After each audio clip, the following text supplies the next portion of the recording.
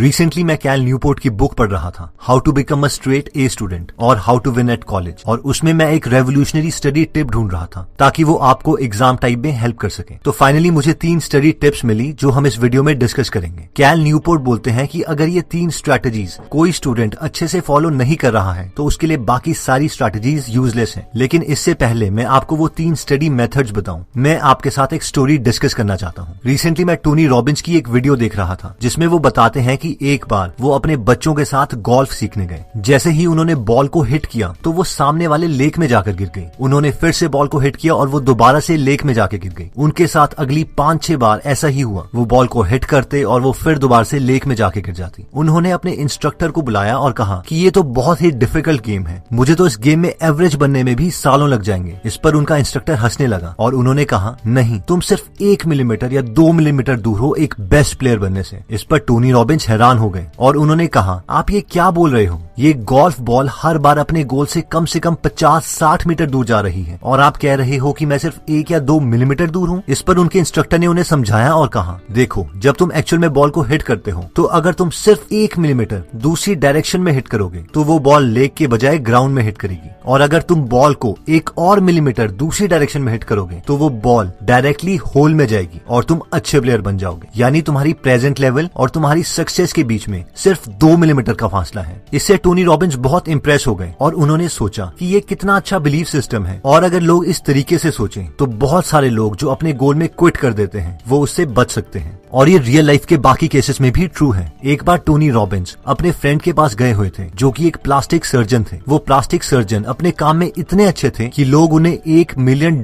तक पे करते थे अपने फेस की सर्जरी करवाने के लिए, क्योंकि वो किसी भी बदसूरत इंसान को प्लास्टिक सर्जरी से बहुत ही अट्रैक्टिव बना सकते थे। जब टोनी रॉबिन्स अपने फ्रेंड के ऑफिस गए हुए थे तो उनके फ्रेंड अंदर ऑपरेशन थिएटर में सर्जरी कर रहे थे, और इसीलिए टोनी रॉबिन्स रिसेप्शन एरिया में उनके लिए वेट करते हुए वहां पर पड़ी बुक पढ़ने लग गए। वो बुक उस सर्जन ने लिखी थी ताकि वो बाकी सर्जन्स को अपने प्लास्टिक सर्जरी के मेथड्स के बारे में बता सके। उस बुक में टोनी रॉबिन्स ने एक बहुत ही इंटरेस्टिंग फैक्ट पढ़ा कि जो दुनिया की मोस्ट अट्रैक्टिव लेडीज हैं उनके अपर लिप और नोज के बीच का डिफरेंस उनकी आई की मेजरमेंट के बराबर होता है। अगर किसी विमेन के फेस में ये डिफरेंस 1 मिलीमीटर तक का है तो उसका एक एवरेज फेस होगा, और अगर ये डिफरेंस 2 मिलीमीटर या उससे ज्यादा है तो वो लेडी दुनिया के नजरों में बहुत ही अनअट्रैक्टिव होगी। यानी एक बहुत ही अट्रैक्टिव लेडी और बहुत अनअट्रैक्टिव लेडी के बीच में सिर्फ 2 मिलीमीटर का डिफरेंस है, और ये प्लास्टिक सर्जन सिर्फ यही 1-2 मिलीमीटर के चेंजेस फेस में करता था और किसी को भी बहुत अट्रैक्टिव बना देता था, और इसीलिए वो अपने प्रोफेशन में बेस्ट था। अब सवाल ये आता है कि हमने ये स्टोरीज डिस्कस क्यों की? इन स्टोरीज को डिस्कस करने का पॉइंट ये है कि मोस्ट प्रोबेबली हमने स्टडीज की यूट्यूब में इतनी वीडियोस देखी हैं सिर्फ इस उम्मीद में कि हमें कोई एक रेवोल्यूशनरी मेथड मिल जाए जिससे हम हमेशा मोटिवेटेड रहें, या हर चीज आसानी से समझ जाए, या इवन इस एक्सपेक्टेशन में कि सारा सिलेबस हम एक आवर में ही खत्म कर दें। और टू बी ऑनेस्ट, ऐसा कोई मेथड एग्जिस्ट ही नहीं करता। हमारे फेलियर्स और सक्सेस के बीच में बहुत ही छोटी हैबिट्स या मेथड्स का डिफरेंस होता है। कई बार हम इन मेथड्स को इतना सिंपल समझ लेते हैं या हम इन मेथड से इतने फैमिलियर हो जाते हैं कि हम ये रियलाइज ही नहीं करते कि हम इन मेथड्स को तो यूज कर ही नहीं रहे हैं, और बस एक नए रेवोल्यूशनरी मेथड की तलाश में रहते हैं, और इसीलिए हमें कोई चेंज भी नहीं आता। तो इस वीडियो में हम उन स्मॉल चेंजेस के बारे में डिस्कस करेंगे जो हम यूज कर सकते हैं अपनी स्टडीज की क्वालिटी को इम्प्रूव करने के लिए। हम ये 3 मेथड्स कैल न्यूपोर्ट की book how to become a straight A student के फर्स्ट पार्ट में से बताएंगे, और इन 3 स्टडी हैबिट्स में सबसे पहले टिप आती है, manage your time in 5 minutes a day. Cal Newport अपनी बुक में बोलते हैं कि जब तक हम सारी डेडलाइन, सारी असाइनमेंट, सारे टास्क, सारे गोल्स अपने माइंड में रखेंगे, और तब तक हम रिलैक्स नहीं कर सकते जब तक हम उन थॉट से डील नहीं कर लेते। इसीलिए कैल बोलते हैं कि सुबह उठकर सिर्फ 5 मिनट लगाकर एक बार अपने उस दिन के सारे काम को एक जगह पर लिख लीजिए। रिसर्च के अकॉर्डिंग जब तक हम अपने थॉट्स को डील नहीं कर लेते हैं तो वो थॉट हमें डिस्टर्ब करते रहेंगे। इसलिए जब हम किसी चीज को पेपर में लिख देते हैं तो हमारा ब्रेन एनर्जेटिक और बहुत ज्यादा रिलैक्स हो जाता है। साथ ही में हम अपनी प्रायोरिटीज सेट कर सकते हैं कि हमें सबसे पहले कौन से सब्जेक्ट के, कौन से चैप्टर के, कौन से आर्टिकल पढ़ने हैं, और फिर उसी चैप्टर के आर्टिकल से हमें स्टार्ट करना है जो टॉप प्रायोरिटी पर है, क्योंकि ये सीक्वेंस ही हमें एक फेलियर या सक्सेसफुल स्टूडेंट बना सकता है।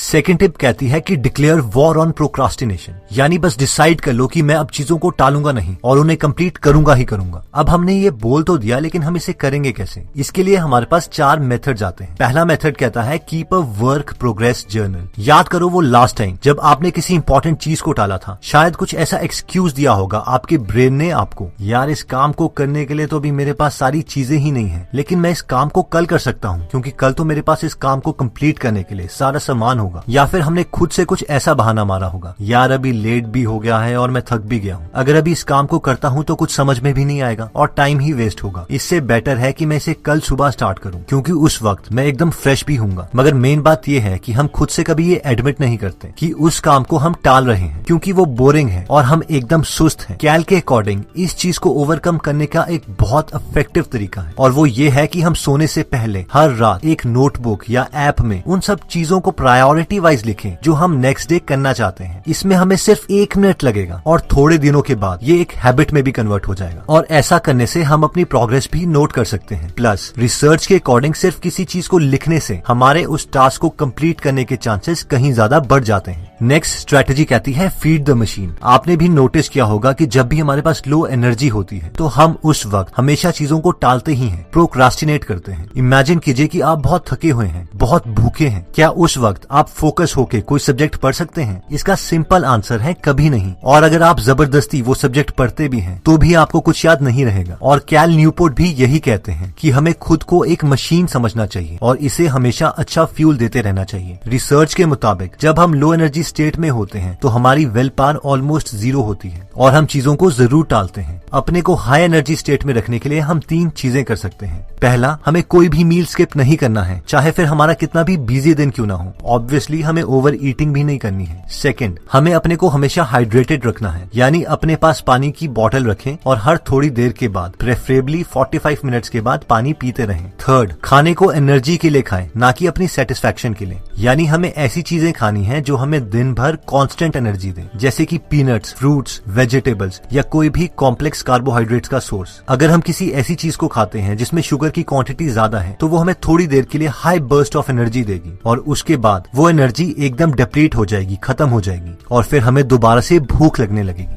टालने वाली आदत को खत्म करने के लिए तीसरा तरीका कहता है make an event out of worst task. हमें कई काम इतने ज्यादा बोरिंग लगते हैं कि अगर उन काम का थॉट हमारे दिमाग में भी आ जाए तो भी हमें डर लगने लगता है। किसी के लिए वो डरावना काम मैथमेटिक्स का कोई चैप्टर खत्म करना हो सकता है, किसी के लिए वो ऑर्गेनिक केमिस्ट्री हो सकती है। कैल अपनी बुक में बोलते हैं कि अगर हमें कोई भी काम बहुत ज्यादा बोरिंग लगता है तो इस इशू को भी हैंडल किया जा सकता है और वो है कि उसका एक बड़ा इवेंट बना दे। इवेंट बना दे? जी हाँ, मान लीजिए कि आपको कोई सब्जेक्ट पढ़ना पसंद नहीं है तो उसे पढ़ने के लिए हम कोई लाइब्रेरी ढूंढ सकते हैं जो हमारे घर से बहुत ज्यादा दूर है, या फिर कोई रेस्टोरेंट या इवन की कोई बुक स्टोर, ताकि अगर हम वहां पर एक बार पहुंच जाएं तो हम अपने घर में वापस जल्दी ना पहुंच सके। कैल बोलते हैं कि जब हम ऐसी जगह पर जाते हैं जो नई है और एकदम आइसोलेटेड है और साथ में हमारे घर से बहुत दूर है, तो ऐसी जगह पर हमारे पास उस सब्जेक्ट को पढ़ने के अलावा और कोई ऑप्शन ही नहीं रहता। और एक बार जब हम उस बोरिंग सब्जेक्ट को स्टार्ट कर देते हैं तो एक मोमेंटम बन जाता है जिससे उस सब्जेक्ट की वजह से हमारा सारा डर खत्म हो जाता है। नेक्स्ट टिप कहती है कि चूज योर हार्ड डेज। कैल बोलते हैं कि स्टूडेंट लाइफ में ऐसे दिन आते ही हैं जब हमारे पास बिल्कुल भी फ्री टाइम नहीं होता। हमें कुछ ऐसे काम भी करने पड़ते हैं जो हमें बोरिंग लगते हैं और जिन्हें हम बिल्कुल भी नहीं करना चाहते। और ऐसे केसेस में हमारे पास 2 ऑप्शंस हैं। पहला तो ये कि हम चीजों को टालते रहें जब तक कि एक्सट्रीम कंडीशन ना आ जाए और हमें ऐसे दिन जबरदस्ती गुजारने पड़े। दूसरा ऑप्शन है कि हम पहले से ही चूज कर लें कि हम इतनी मेहनत कौन से दिन करना चाहते हैं। मान लीजिए हम सैटरडे सिलेक्ट करते हैं तो हर सैटरडे हम अपने सेलफोन्स ऑफ करके पूरा दिन सिर्फ काम ही करेंगे। उस दिन हम अपने किसी भी फ्रेंड के साथ कोई कम्युनिकेशन नहीं करेंगे। तीसरी स्टडी स्ट्रैटेजी हमारे 3 मोस्ट इंपॉर्टेंट सवालों का जवाब देती है कि हम कब पढ़ें, कहाँ पढ़ें और कितनी देर तक पढ़ें। तो सबसे पहले आता है कब पढ़ें। कैल के अकॉर्डिंग सबसे बेस्ट टाइम पढ़ने का सुबह है, क्योंकि उस वक्त हम सो के उठते हैं और एकदम फ्रेश होते हैं और उस वक्त हमें कोई डिस्टर्ब भी नहीं करता। तो हमें अपना मेजॉरिटी काम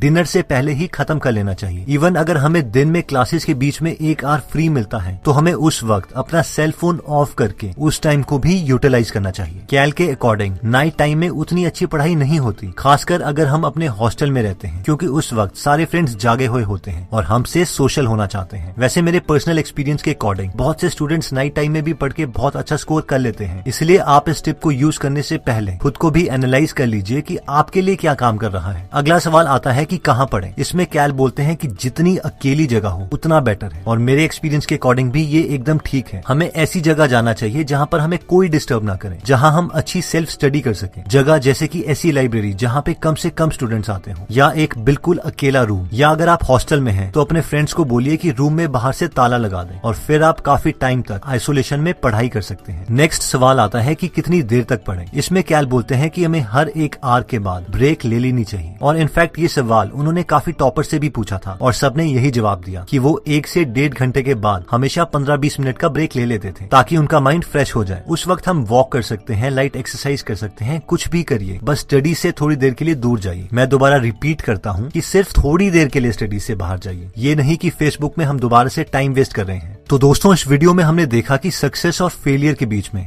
बहुत ज्यादा डिफरेंस नहीं होता, बस 4 या 5 छोटी हैबिट्स हैं जो हमें फेलियर या सक्सेसफुल बनाती हैं। अपनी स्टडी परफॉर्मेंस को हमने इंप्रूव करने के लिए 3 टिप्स देखे, जिसमें सबसे पहले आता है manage your time in 5 minutes a day, यानी सुबह सिर्फ 5 मिनट लगाकर अपने सारे टास्क एक जगह पर लिख लीजिए और उन्हें प्रायोरिटी वाइज सेट कर लीजिए कि सबसे पहले कौन से सब्जेक्ट का कौन सा आर्टिकल पढ़ना है। ये सीक्वेंस बहुत ज्यादा मैटर करता है, इसीलिए हमें टास्क प्रायोरिटी वाइज ही कंप्लीट करने हैं। नेक्स्ट था कि हम डिसाइड करें कि हम अब प्रोक्रास्टिनेट नहीं करेंगे। इसके लिए हमने 4 मेथड्स देखे। पहला था कि कोई भी मील स्किप नहीं करना है, अगर हमारे पास कम एनर्जी है तो हम जल्दी क्विट कर देंगे। सेकंड था कि अगर कोई बहुत ही बोरिंग काम है तो उसे कंप्लीट करने के लिए नई जगह पर दूर चले जाएं, और एक बार आपने वो काम स्टार्ट कर दिया तो उससे रिलेटेड सारे डर वाले इमोशंस खत्म हो जाएंगे। थर्ड था कि चूज योर हार्ड डेज, यानी हमारी स्टूडेंट लाइफ में मुश्किल दिन आने ही आने हैं जब हमारे पास बिल्कुल भी फ्री टाइम नहीं होगा, और इससे पहले कि हमें वो समय जबरदस्ती गुजारना पड़े, हम डिसाइड कर सकते हैं कि हम कौन से दिन बहुत ज्यादा हार्ड वर्क करेंगे, और उस दिन हमें अपने फ्रेंड्स के साथ कोई कम्युनिकेशन नहीं रखनी है। और फोर्थ था कि कीप अ वर्क जर्नल, यानी सिर्फ 1 मिनट लगा के रात को डिसाइड कर लीजिए कि आप अगले दिन क्या करना चाहते हैं, और अपनी प्रोग्रेस हमेशा ट्रैक कीजिए। फाइनली हमने देखा था कि कब पढ़ें, कहाँ पढ़ें और कितनी देर तक पढ़ें। तो इसका आंसर है कि हम डिनर से पहले अपने दिन का मैक्सिमम टास्क खत्म करने की कोशिश करें। सेकंड, यानी सबसे आइसोलेटेड या बिल्कुल अलग जगह में पढ़ें जहाँ पर हमें कोई डिस्टर्ब न करे। और फाइनली था कि हर 1 से 1.5 घंटे के बाद 15 या 20 मिनट का ब्रेक ले लीजिए। दोस्तों, इस बुक में और भी काफी इंटरेस्टिंग टिप्स दिए गए हैं। अगर आप ये पूरी बुक पढ़ना चाहते हैं तो डिस्क्रिप्शन में दिए हुए लिंक पे जाके आप ये बुक खरीद सकते हैं। आप 2 फुल बुक्स को भी फ्री में सुन सकते हैं, जिसके लिए मैंने लिंक डिस्क्रिप्शन में दे दिया है। दोस्तों, अगर आप फ्री में हिंदी ऑडियो बुक समरी सुनना चाहते हैं तो डिस्क्रिप्शन में दिए हुए लिंक पे जाके आप हमारी गीगल ऐप डाउनलोड कर सकते हैं। वहाँ पे आप फेमस बुक सुन सकते हैं, जैसे कि the miracle morning, you can and you will, how to make friends and influence people, E myth revisited, 0 to 1, Chanakya Niti, the one thing, power of habit, wings of fire, the monk who sold his Ferrari and many more. और हर हफ्ते इस app में हम एक नई audio book summary डालते हैं। दोस्तों, कमेंट सेक्शन में आप बता सकते हैं कि आप नेक्स्ट वीडियो किस टॉपिक पर चाहते हैं, ताकि हमें भी फीडबैक मिले और उसी टॉपिक्स को हम कवर करें। इस चैनल को जरूर सब्सक्राइब कर लीजिए और बेल का बटन दबा दीजिए, ताकि आप ऐसी नॉलेजेबल वीडियोस कभी मिस ना करें। और इस वीडियो को लाइक जरूर कीजिएगा ताकि हमारा कॉन्फिडेंस बढ़े।